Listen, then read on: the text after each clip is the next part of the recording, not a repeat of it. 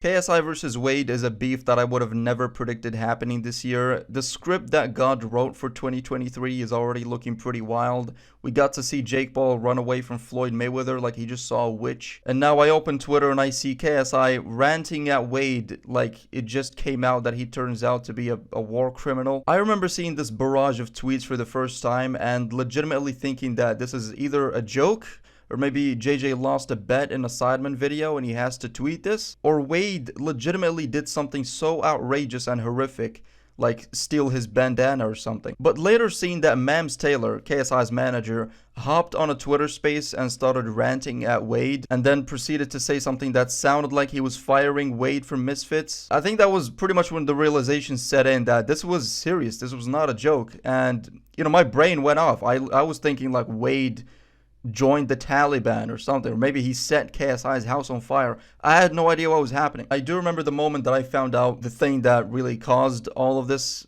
stuff happening, and it was probably the greatest blue balls that I've ever experienced. I was less disappointed when my dad went out for cigarettes and he never returned. Basically, Wade expressed that Jake Paul fighting Tommy Fury again for the rematch could possibly do better numbers than KSI fighting Jake, which is an opinion, and everybody is entitled to an opinion, but this is a weird opinion. And we heard from Jake in the Impulsive podcast, he does not think that the KSI fight sells like a Tommy Fury rematch and a Floyd Mayweather fight. And I don't know that I can disagree with him right now. I don't, because they pulled some legitimately crazy numbers. JJ later went on to explain that the reason he lashed out keyboard warrior style on Wade is because he is two-faced, and that a lot of the opinions that he expresses publicly, he has completely different and opposite ones privately, and that he only cares about pleasing the public, etc. And Wade responded to that by basically just denying and saying that, yes, some of his opinions might be controversial at times, but he never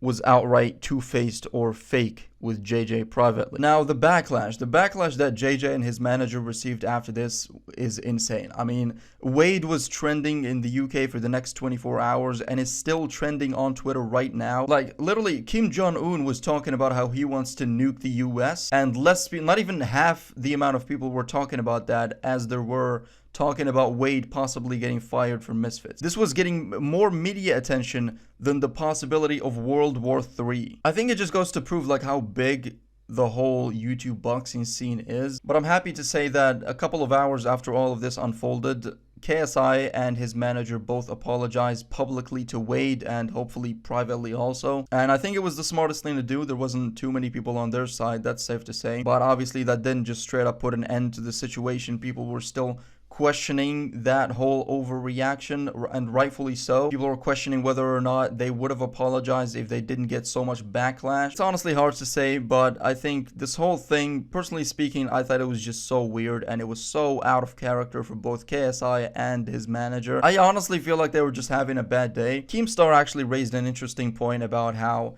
he understands why KSI was upset because Wade works for Misfits, and he's out there saying that the Jake and Tommy rematch could possibly do better numbers than the Jake versus KSI fight, and that devalues KSI and hurts his reputation. And if that's how JJ truly felt, I think any other reaction would have been justifiable. Like, to straight up lash out at the guy like he just leaked your bank details is the worst possible way to go about it. The thing about Wade is that he's done a lot for Misfits, and the guy has a whole fan base of his own.